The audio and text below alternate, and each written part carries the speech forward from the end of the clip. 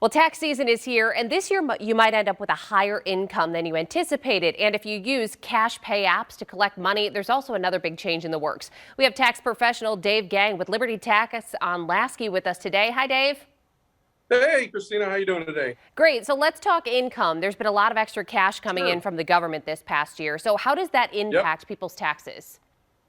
Well, a couple things. The advanced child tax credit started in July of this year. People started even getting either $250 or $300 per child as an advance to their child tax credit, which will have to reconcile on their 2021 tax return, which is like right now.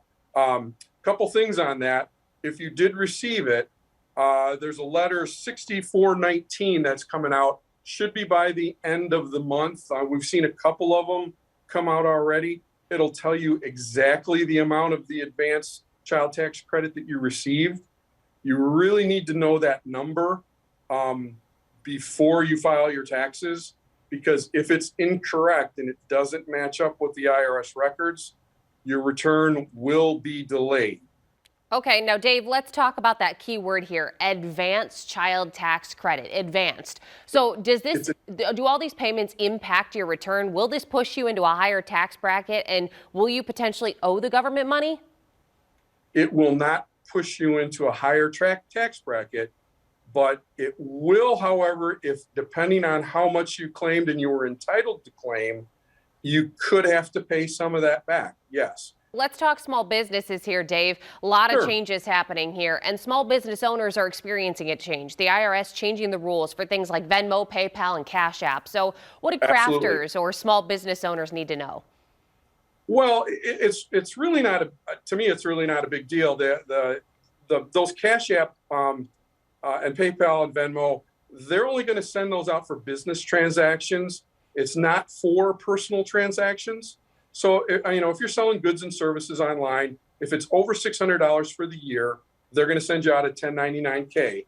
And that started January 1 of 2022.